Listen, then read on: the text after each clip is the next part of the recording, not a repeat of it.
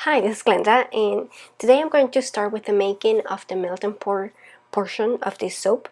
What I have here is a 4-cavity mold. I have some clear melt and pour, and this is the brand that I'm using.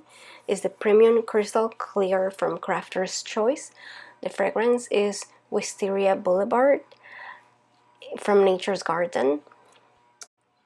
So I'm going to begin by putting a few of the cubes in the microwave so they melt, and then I'm going to just pour a thin layer at the bottom of the cavity so that on top I can put the soap dough, and this is called processed soap dough flowers, or what I want to be read as flowers. They're not exactly what wisterias look like, but I think it will give people an idea of what it is. I do spray some alcohol on the soap to get rid of any bubbles, and then I'm also going to spray the alcohol on the flowers so that they adhere properly. And I'm going to try to place them so that they resemble an arch. So I'm going to put the longer ones on the edges, and then the shorter ones will be in the center. After I place them whatever I want them to be, I'm going to melt some more of the clear soap, and I'm going to pour it on top so that it creates, I'm not going to fill this whole cavity, it's just going to be about halfway full. The idea behind this is that it looks as if we were looking through a window, and the melt and pour being the window. So here they are. As you can see, it's a very transparent clear soap, which is what I like it. And I do feel though that over time putting something colored inside of it, the colorant tends to bleed into the transparent soap.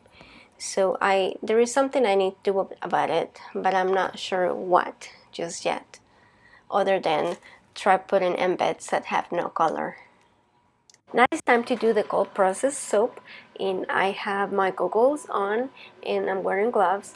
Earlier I added the oils to the container, and currently I'm trying to see if they feel warm enough to make the soap. I usually like to make soap at current temperature, especially if I'm using a fragrance that tends to accelerate. So now I'm going to add the light water solution. This is just distilled water with sodium hydroxide that I mix a few hours ahead, and I'm just going to stir it first into the oils. I will have a link to the oils to the recipe in the description box if you want to check it out. It'll be down below. The fragrance that I will be using is the same as I did for the melt and pour portion, is Wisteria Boulevard from Nature's Garden. I usually do not like floral fragrances, but this one is actually pretty good. I may buy it again in the future.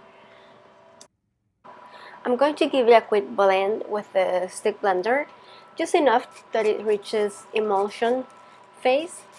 And I'm going to keep the colors simple because I believe this fragrance is going to accelerate. I will be using green French clay and also white kaolin clay to color this. Usually when you add clays to the soap, they need to be hydrated prior. This means that I need to mix them with water before adding them to the soap. This will help that they mix better. Otherwise they tend to clump and don't disperse as well in the soap. So I'm only using half a teaspoon of each clay, and I'm dispersing it into separate containers. I am doing it right before adding it to the soap. Ideally you want to do it a few hours before, just to give the clay time to absorb the water to rehydrate. I separated a small portion of the soap batter into a container, and then I added the kaolin clay to it, and I stick blended this part to be the one that will be the first layer of the soap. Although I'm using a love mold, I don't plan for the soaps to be in a love pattern. I only want to fill half of the mold actually, which is why I had to remove some of it because I thought it was too much. So I'm gonna separate a little bit of the remaining soap batter into this, and I'm going to add the French kaolin clay, green clay.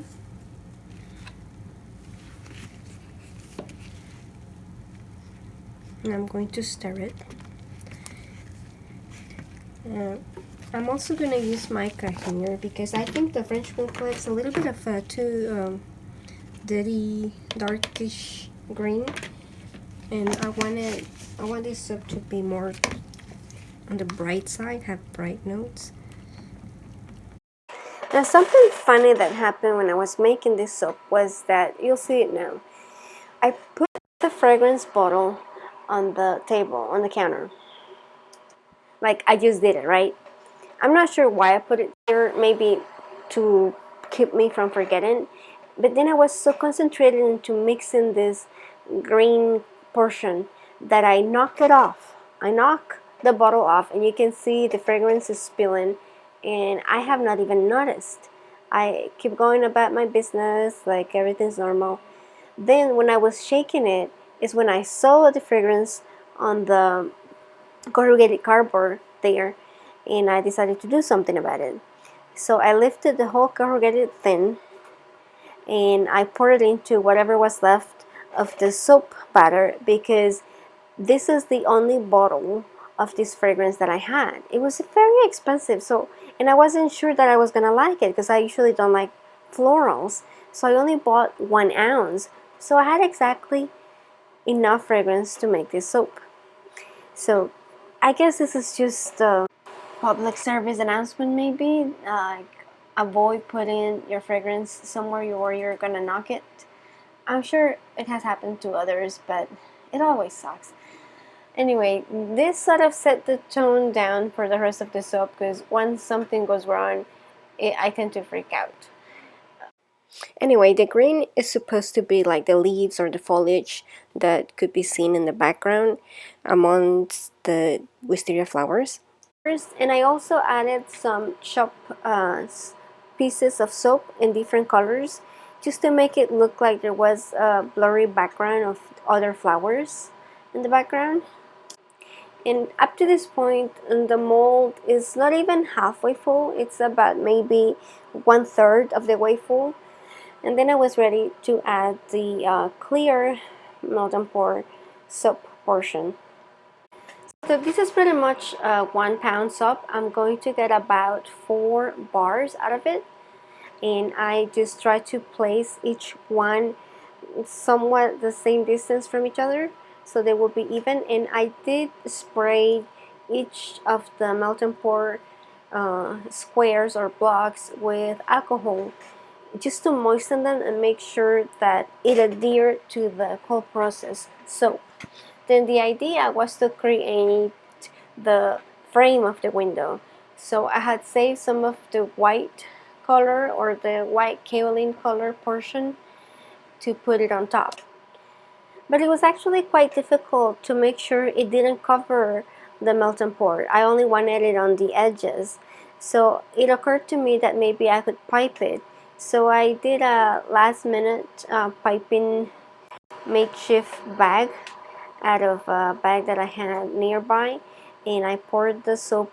It was a little bit on the thick side, so it began to look very messy very quickly. I did my best to try to smooth it out with a spatula, but I realized I was gonna probably have to wait until the soap was hardened enough to actually do a better cleanup job.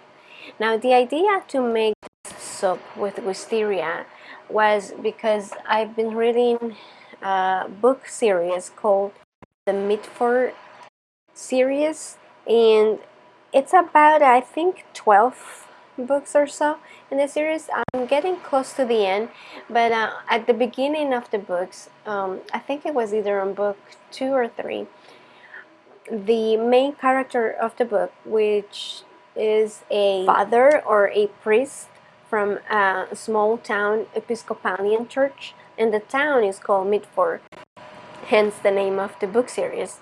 Well, he met his neighbor, who is a lady, and she likes to wear a perfume that has the scent of wisteria flowers. And he is like an avid gardener too, so he recognizes the flowers anytime she's nearby.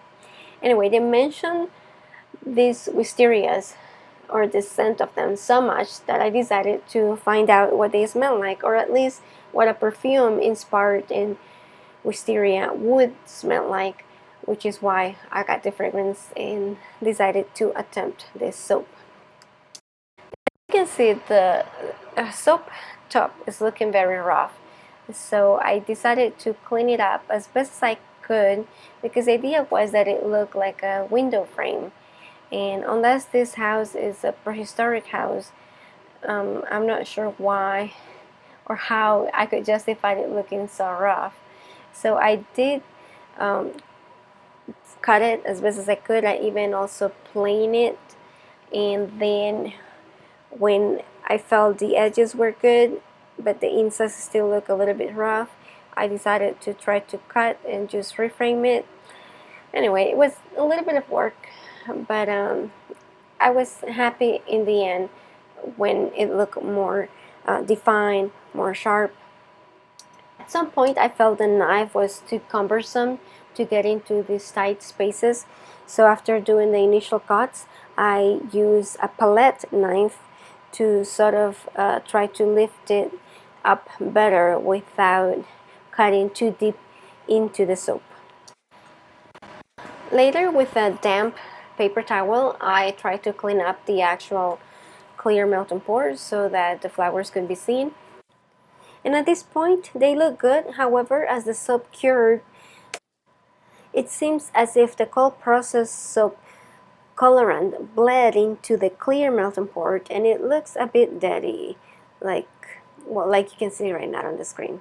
But anyway, thank you for joining me. I'll see you next time. Bye.